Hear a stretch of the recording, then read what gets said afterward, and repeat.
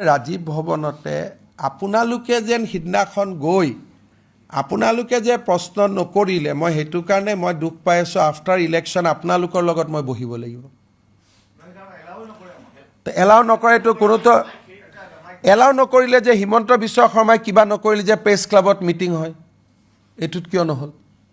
আপোনালোকক যে ঢাকা ঢাকি কৰিলে সিদিনা ৰাজীৱ ভৱনত কিয় মিটিং নহ'ল প্ৰেছ ক্লাবত আপোনালোকক যে ইমান ঢাকা ঢাকি কৰিলে ৰাজীৱ ভৱনত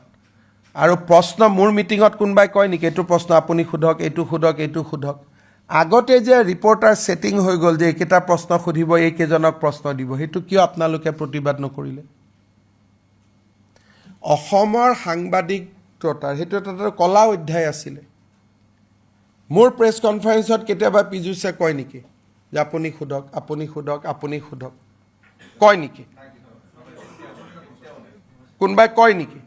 যি সোধে সোধক কিন্তু সিদিনাখন আপোনালোকক কি ক'লে আগদিনাখনতেই ৰিপৰ্টাৰ চিলেক্ট কৰা হ'ল এইকেইজনে প্ৰশ্ন সুধিব কোৱা হ'ল আৰু আপোনালোকে এইটোও নুসুধিলে ভাই ৰাৱালপিণ্ডি আৰ্মিৰ হেডকোৱাৰ্টাৰ আপুনি কেনেকৈ গ'ল ভাই কওকচোন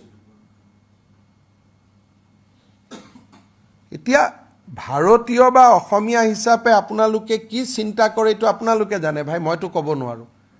যে ৰাৱালপিণ্ডিত যোৱাটো যেতিয়া আপোনালোকে পিকনিক বুলি এৰি দিয়ে তেতিয়াতো আৰু মোৰ ক'বলগীয়া একো নাথাকে না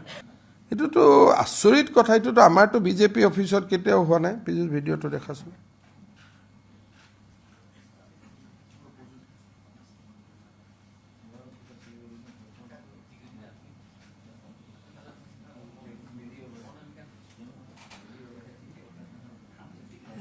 এইবিলাকতো ভাই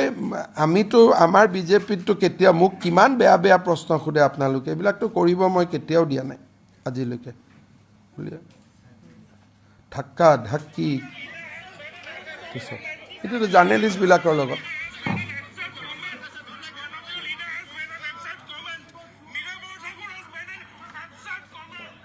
এইটো কি ঢাক্কা ঢাকি আপোনালোকেতো এখনো প্ৰেছ ক্লাবত মিটিং নাপাতিলে